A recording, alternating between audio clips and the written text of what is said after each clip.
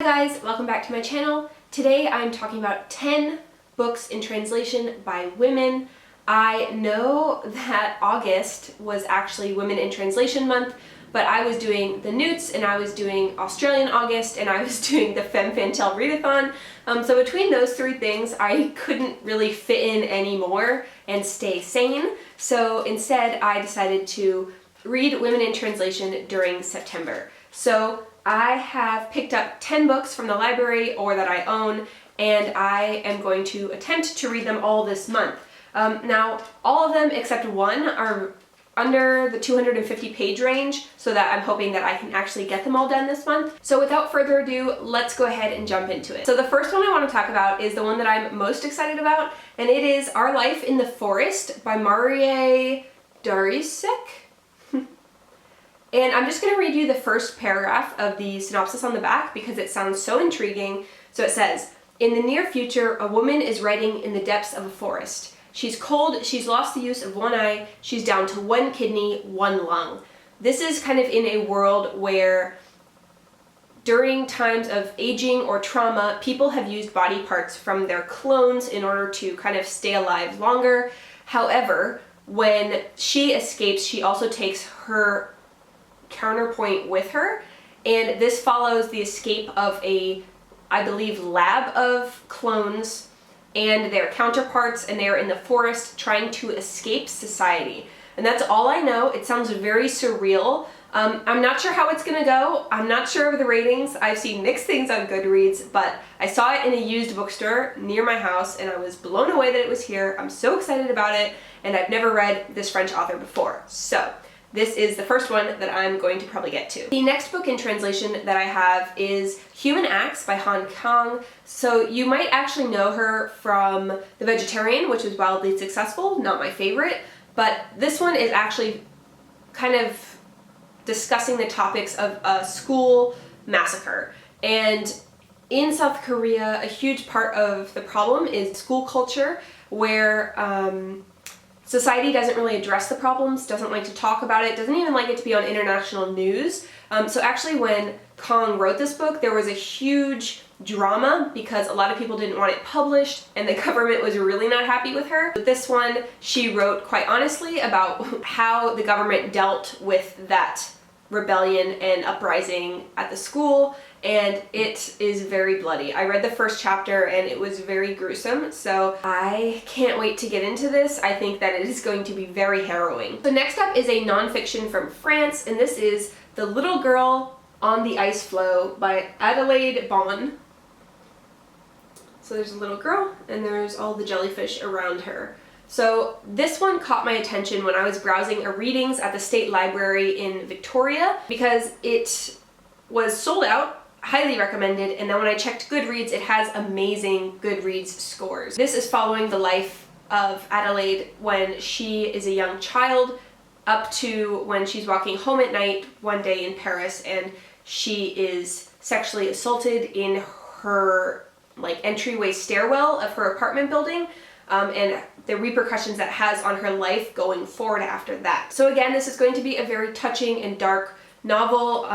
Normally this isn't the kind of thing I would pick up, but it just really intrigued me because of the name, I think, and also because of the setting, and also because of the really high scores that I've seen it have around. Next up is a work in translation from Greenland, and this is Crimson. Other people might know it as A Night in Nuuk or The Last Night in Nuuk, which is the other name for this book, and we are following a kind of teenage rowdiness of going out and drinking, exploring sexuality, all set in Nuuk, Greenland, which is a setting that I've never read before. I don't think much is translated out of Greenland, so I'm really keen to give this a try. I have seen mixed things about it on Goodreads, so if you've read it, let me know what you thought down below. I would be really interested to hear that. So next up is another French translation, and this is Loyalties by Delphine de Vigan, like this. So in this one, we are following Helen, who is the teacher of two 12-year-old boys, Matthias and Theo, and she suspects something is very wrong with them, but she can't quite figure it out. So as she's trying to investigate and bring to attention of the school what might be happening with the two boys, things are not going well. and this describes it as she's getting too close to it, a powerful shattering punch of a novel where adults are as lost and vulnerable as the children they are trying to protect. So I think that this is going to be very dark, and I think that something about teacher-student novels in whatever setting it is, like teachers trying to help students, or teacher-student relationships like at the university level, or just lots of things, teachers dealing with bad students, teachers mentoring good students. I just really like teacher-student stories throughout a whole bunch of different types of representation, so I'm really keen to get to this one. Next up will come as no surprise to anyone. It is The Memory Police by Yoko Ogawa. This is a Japanese translation by Stephen Snyder, and I am reading it right now. We are following a main character who is a writer on an island where when the citizens forget things, the memory police remove those items from kind of the island forever.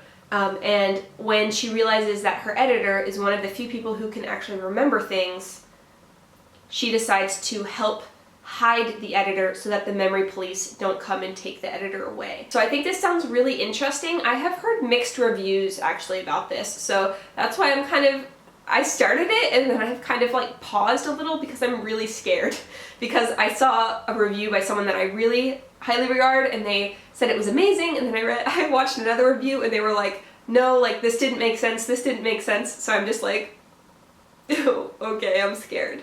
So if you have read it, let me know your thoughts down below. Thanks. Next up is another French translation. This is Adele by Leila Slimani. I was hoping to read Lullaby, but they were out of it at the library, so instead I picked up Adele. This is following a woman who quite likes to sleep with other people and really is trying to fill the void inside her with personal connection, but no matter how much physical connection she can make, it doesn't seem like she can actually make true lasting connections. And it's all tinged with a bit of ennui and a bit of like just depression at overall kind of the shoddiness of her life situation. This one I am maybe about a third into, and I'm finding it quite fast-paced, but also I don't really know where the plot is gonna go, so we shall see about this one. So next up is an Italian translation, and this is Sweet Days of Discipline by Fleur Jaggi, I think is how you'd say that. And this is set in post-war Switzerland. The main character is sent to a boarding school while countries are trying to reorient themselves. And so she is discovering this new way of life that she's never known before. And it is kind of a snapshot in time. I don't usually read historical, but this one just caught my eye because of the title and also because of the setting. I don't really think I've ever read anything set in Switzerland. So yeah, I'm really looking forward to it, and I hope that it is great. I read the first chapter and the scenery already is lovely, so already it has a lot of stuff going for it. So the penultimate book is a Japanese translation, Strange Weather in Tokyo by Hiromi Kawakami. I have known about this book for quite a while. It's been out for quite a few years, I believe. This is about a student who is now a young woman, and she goes to a bar and she happens to run into one of her old professors.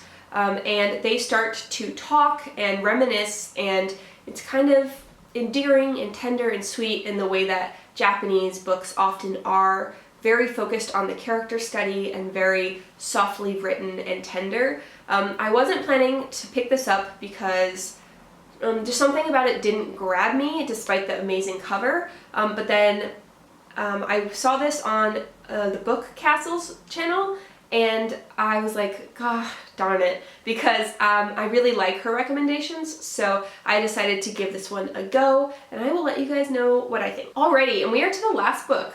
This is The Lover. So I would say that this is probably the most classic book on this list. Yeah. We are following a young girl in Saigon who is at a French language school which her mother runs, and she takes a Chinese lover. Now this was quite controversial when it was published because the young girl in this story is, I believe, 14 or 15, and the lover is 16 years her senior, and they have the affair for a year and a half. So it is set in pre-war Indochina in Saigon, and I am already halfway through this book, and I am not a fan of the writing style, although I find the setting fascinating. I didn't know that I liked this period in history so much, and if anyone has any recommendations for kind of Saigon or Indochina recommendations, please do let me know. I don't know, I'm just fascinated by it. That finishes up the list of books that I'm reading for Women in Translation, belated celebration month.